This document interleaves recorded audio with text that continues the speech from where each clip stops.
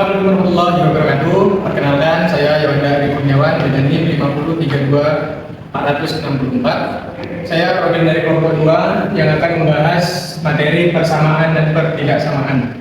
Sebelum kita masuk kepada definisinya, alangkah baiknya kita mengetahui tujuan dari mempelajari persamaan dan pertidaksamaan dan manfaatnya itu apa sih sebenarnya. Oke, langsung saja kita masuk ke tujuan. Tujuan kita belajar persamaan dan persamaan yaitu untuk melatih logika berpikir agar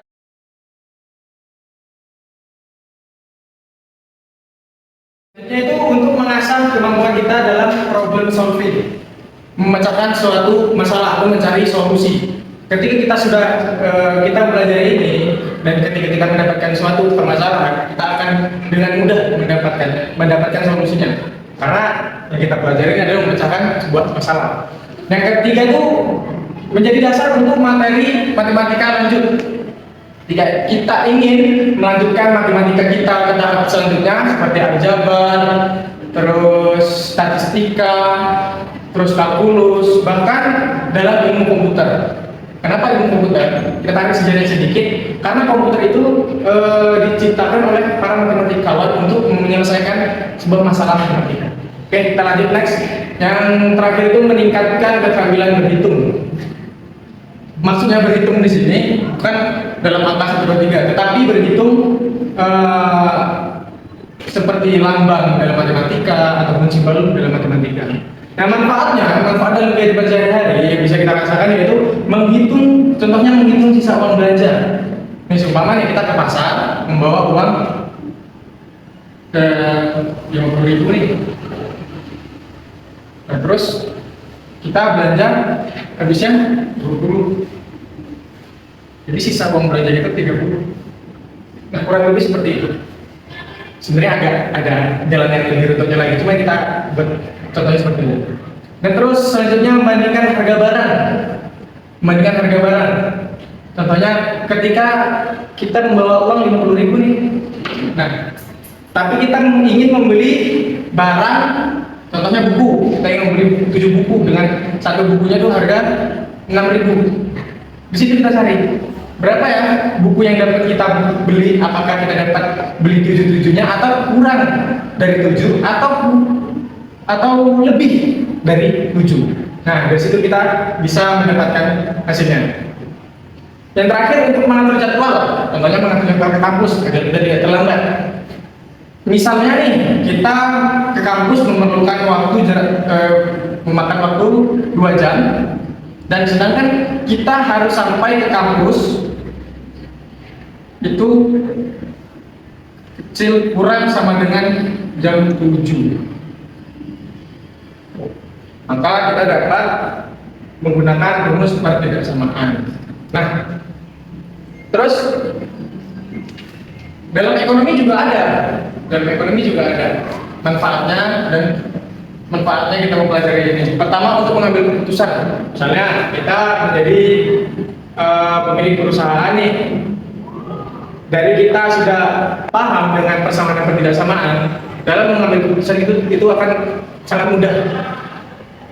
Karena kita tahu berapa barang yang harus kita beli, apakah dana yang kita gunakan cukup. Jadi kan nih menghitung pembelanja nih, terus membandingkan harga barang. Ini dalam kasus ekonomi semua nih. Gitu. Oke, itu saja tujuan dan manfaatnya. Nanti kita akan lanjut lebih dalam, kita ulas lebih dalam lagi bagaimana sih cara bekerjanya persamaan dan pertidaksamaan. Sekian dari saya, nanti kita lanjut.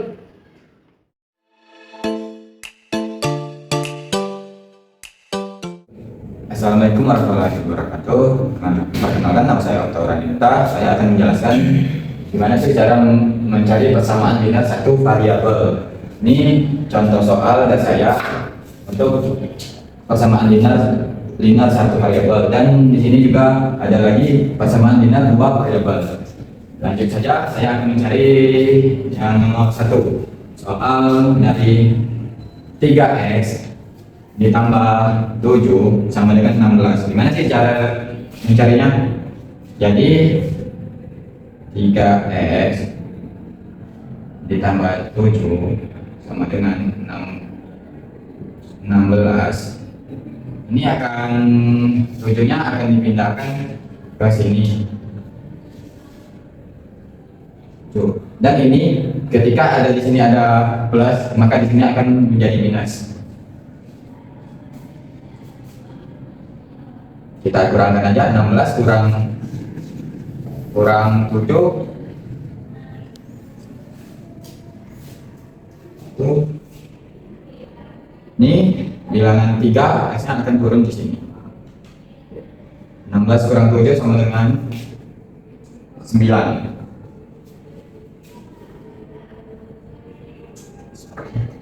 9. Dan 9-nya akan kita taruh ke sini. Maka inilah hasil untuk awal. Lalu kita cari lagi untuk 3 dibagi 9 ini sama dengan 3 dibagi 9 sama dengan 3. Maka itulah jawaban dari satu variabel di persamaan binar satu variabel. Dan saya akan mencari lagi yang soal kedua, yakni 5x dikurang 12 sama dengan 8. Lalu 5x dikurang 12 sama dengan 8. Mana sih cara carinya? Yakni seperti tadi, 12 pindah ke sini dan minus pun menjadi plus di tengahnya. Maka ditambahlah sama dengan 20 hasilnya. Lalu dipindahi ke sini 20 dan 5x pun turun di sini. Maka hasil dari ini akan dibagi menjadi 5 bagi 20 sama dengan 4. Maka hasil dari soal nomor 2 adalah 4. Itu saja untuk persamaan linear satu variabel, dan saya akan beralih ke linear 2 variabel. Jadi saya akan lanjut persamaan linear 2 variabel. Ini contoh soal saya, 2x ditambah y ditambah 10 sama dengan 10, yakni, dan x dikurang y sama dengan 2. Cara caranya yakni x sama dengan y dan ditambah 2. Lalu 2 buka kurung, y ditambah 2 tidak kurung lagi, dan itu ditambah y sama dengan 10. Maka dapatnya 2y ditambah 4 ditambah y sama dengan 10.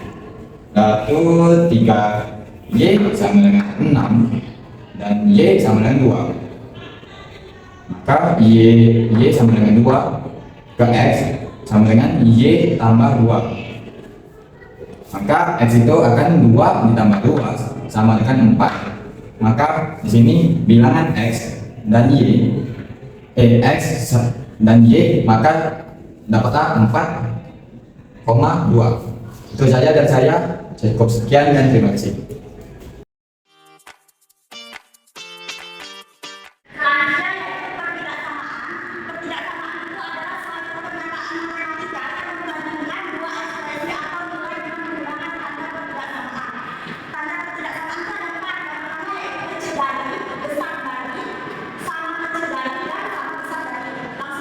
Contoh soal yang pertama yaitu ada x dikurang 4 besar sama dari 2. Aturannya, bilangan yang terdapat variabel itu kita letakkan di sebelah kiri, sedangkan bilangan yang tidak terdapat variabel itu di sebelah kanan. Nah, x ini kan variabel, berarti diturunkan ke bawah. 2 ini turun ke bawah, 4 negatif 4 pindah ke bawah kanan jadi positif 4. Jadi x besar sama dari 2 tambah 4 sama dengan 6. Kemudian soal nomor 2, 5 x kurang 6 kecil sama dari 2, 3x tambah 1. Di sini bilangan yang di depan kita kalikan ke dalam 3. Jadi 5 dikali x jadinya 5x, 5 dikali negatif 6 jadinya negatif 30, 2 dikali 3x jadi 6x, 2 dikali positif 1 Sahabat, di sini positif 2. Kemudian bilangan yang terdapat variabel kita pindah luaskan ke sebelah kiri, bilangan yang tidak terdapat variabel di sebelah kanan. 5x turun, positif 6x pindah luas ke kiri menjadi negatif 6x. 2-nya turun, kemudian di sini ada negatif 30 pindah luas ke kanan menjadi positif 30. Jadi 5x dikurang 6x, di sini min x. Kemudian 2 tambah 30, 32. Kemudian kita kalikan dengan min 1. Kenapa dikalikan dengan min 1? Karena kita akan menghilangkan min yang terdapat pada min atau negatif yang terdapat pada x. Jadinya di sini negatif x dikali dengan negatif 1 hasilnya positif x. Negatif positif 32 dikali dengan negatif 1 hasilnya negatif 32. Karena dikalikan jadi di sini yang tadi pertidaksamaannya kecil sama dari jadi berubah jadi besar sama dari. Ini jelas dikatakan dua perusahaan. Jadi ada satu perusahaan yang membutuhkan profit dirumuskan seperti ini.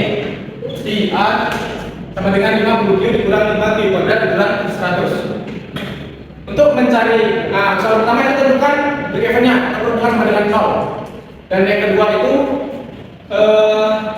menentukan jumlah produk yang dihasilkan dan mendapatkan kerugian. Itulah. Nah di sini kita ketahui bahwasanya Q itu sama dengan jumlah produk. Benar juga dari produk. Agar kita mendapatkan keuntungan sama dengan 0, maka kita menggunakan rumus persamaan kuadrat. Yaitu pertama-tama kita pindahkan dulu semua suku ini. Semua suku ini pada satu sisi. Kenapa dipindahkan pada satu sisi? Karena rumusan kuadrat, persamaan kuadrat biasanya dituliskan secara umum seperti ini. AX kuadrat ditambah B ditambah C sama dengan 0. Sini AX nya AX kuadrat ini 5Q kuadrat, B nya plus 50Q dan misalnya min minus 100 sama dengan 0. Oke. Ini hasil setelah kita pindahkan semua suku ke satu sisi. Nah kemudian dari hasil ini kita sederhanakan lagi dengan dibagi 5. Dibagi min 5. 5Q kuadrat dibagi min 5 sama dengan Q kuadrat plus 50Q dibagi min 5 sama dengan min 10 kuadrat dan min 100 dibagi min 5 sama dengan plus 20 sama dengan 0. Nah, sudah kita temukan grafennya sama dengan 0. Lanjut kita ulas soal nomor 2 untuk menentukan kerugian Q, kerugian jumlah produk. Kita gunakan rumus Q sama dengan min B plus minus akar B kuadrat kurang 4 A dikali C per 2 kali A. Yang mana di sini diketahui B nya itu min 10 Q. A nya itu harusnya kita dari A dulu. A nya itu 1. Terus C nya itu sama dengan 100. Oke. Maaf, bukan 100 tapi 20. Terus 20. Mari kita lihat terusnya ini. Nah, dari situ kita sudah mengetahui ini A nya berapa, B nya berapa, C nya berapa, kita masukkan. Kita samakan dengan rumus yang ini. Min dikali min 10 plus minus akar min 10 kuadrat min 4 dikali 1 dikali 20 per 2 kali 1. Hasilnya menjadi 10 plus minus 100 akar 100 dikurangi 80. 100 dari mana? 100 dari min 10 kuadrat. Sudah 100. Oke. Kemudian 4 min 4 dikali 1. Min 4 dikali 1 sama dengan 4. Min 4 dikali 20 sama dengan min 80. Oke, kita kerjakan dulu ini. Yang 4 tetap sama dibagi dengan 2. Karena 2 jadi 1 sama dengan 2. Kita kerjakan dulu 100 dikurang. Oke, kita kasih dulu. 2. Ya, 100 dikurang 80 maksudnya 20. Oke, ketemu ya.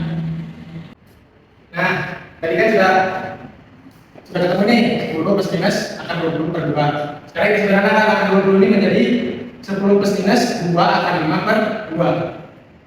Dari sini kita bagi semua sukunya dengan 2. 10 dibagi 2 tambah plus minus 2 kali 5 per 2. Hasilnya 5 plus minus akan 5. Oke, selanjutnya yaitu kita desimalkan dulu. Ini menjadi 2 per 2,4. Oke, kita cari di sini.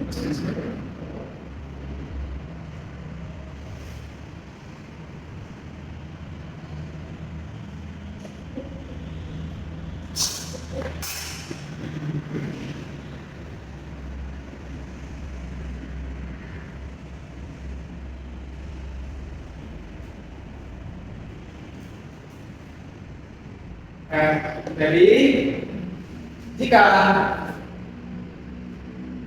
perusahaan menghasilkan produk kurang dari 2,7,